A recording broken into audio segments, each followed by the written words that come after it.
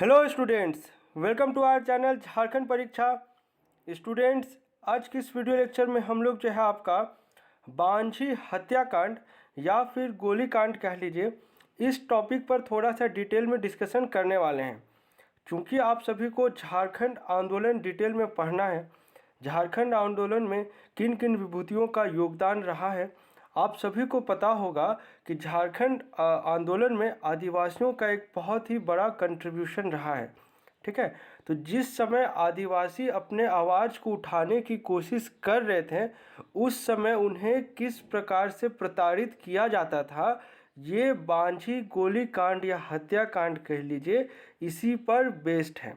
अब 2-3 basic concept बता दे रहा हूँ, उसके बाद इस पर मैं आपको डिटेल में पढ़ाऊँगा। आप सभी ने खरसावा गोलीकांड तो पढ़ा ही होगा क्या है। उसके बाद शिबू सोरेन जी के द्वारा जो धान कट्टी चलाया गया था, वो भी उम्मीद करते हैं आप सभी ने अच्छे से पढ़ा होगा।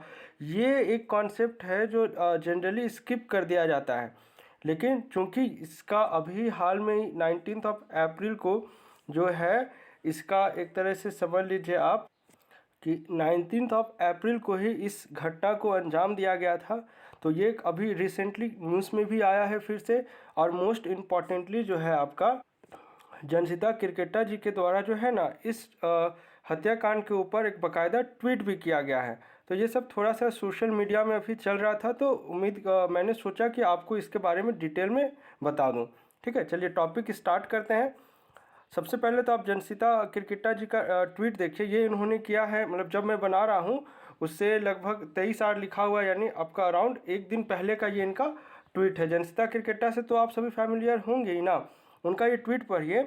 आज के ही दिन आपका यानी 19 अप्रैल 1985 को संथाल परगना के बांछी गांव में महाजन के बचाव में पुलिस द्वारा चलाई गई गोली से 15 आदिवासी मारे गए थे।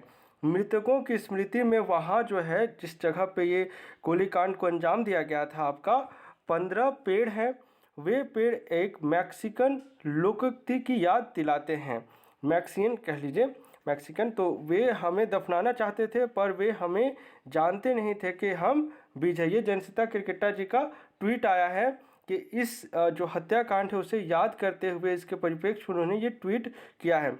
जनसिता किरकेटा के बारे में आपको कुछ इंपॉर्टेंट चीज़ें पता होनी चाहिए करंट अफेयर्स के पॉइंट ऑफ व्यू से, कि इन्हें जो है सर्वश्रेष्ठ युवा आदिवासी कवयित्री के सम्मान से सम्मानित किया गया है 2020 का। एग्जाम पॉइंट ऑफ व्यू से काफ़ी इंपॉर्टेंट है। अब इनका जन्म जो हुआ है आपका पश्चिमी सिंहभूम के सरांडा जंगल में हुआ है। ठीक है, अब यहाँ पर इनकी कुछ रचनाएं हैं जो आपको पता होनी चाहिए। इसके बाद मैं ये टॉपिक जो है डिटेल में डिस्कशन कर लूँगा। एक आया था इनका काव्य संग्रह अंगोर, आपसे पूछ लिया जा सकता है। क्यों पूछेगा, इसे आप समझ लीजिए कि अंगोर 2016 में हिंदी और अंग्रेजी में दोनों भाषा में प्रकाशित हुआ था आपका कोलकाता में।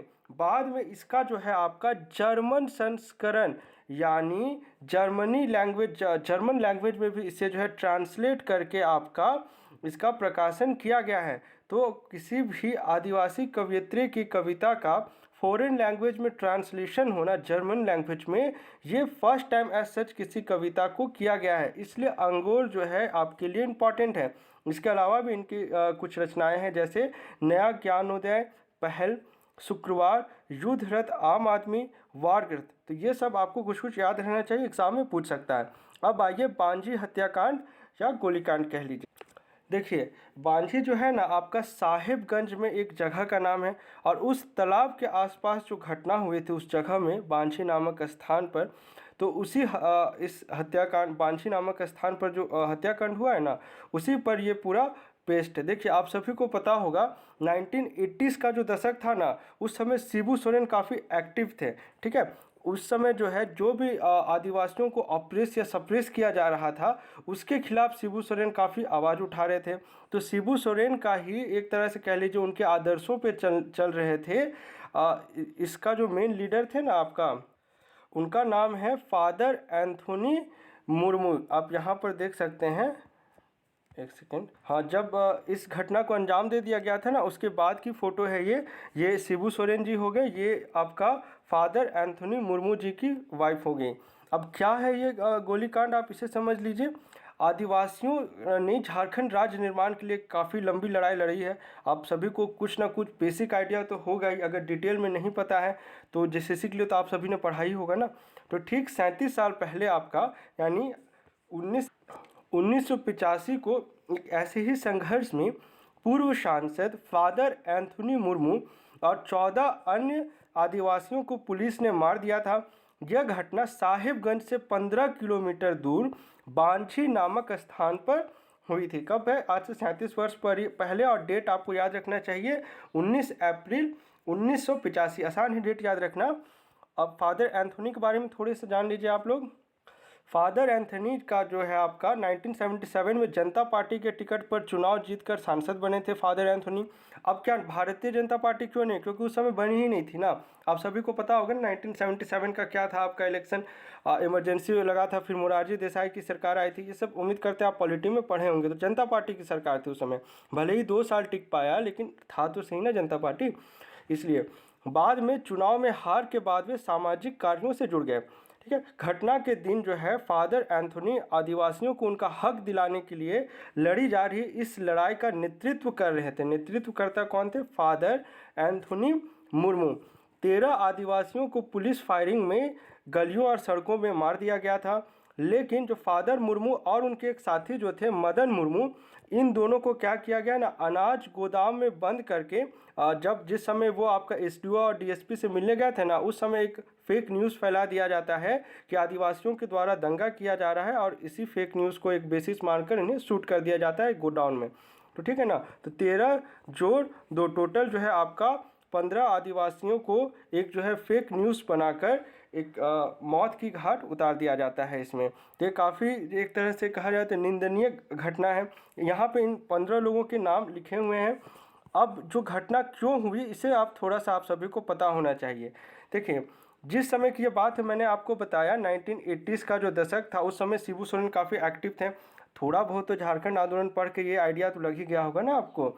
देखिए, कुछ कुछ ऐसा आंदोलन रहता है ना जो सिर्फ नाम के लिए आपका बुक्स में दिया जाता है। तो इसी प्रकार से आपको करंट अफेयर्स से कवर करना है। जैसे आप मंडल डैम पढ़ रहे होंगे तो कुटकू आंदोलन आपको पता होना चाहिए। कितना पता? आपने बस नाम सुना होगा। अगर डिटेल में जाएंगे तो कुटकू आंदोलन का काफ़ी स्टेजेस है। 3 स्टेजेस में कुटकू आंदोलन चला था आपका। कुटकू जगह का नाम है ऑब्वियसली वहाँ का। तो उन दिनों जो है आपका शिबू सोरेन महाजनों के खिलाफ लड़ाई कर रहे थे, इसलिए आदिवासी भी जो है आपका आदिवासियों से महाजन नाराज थे।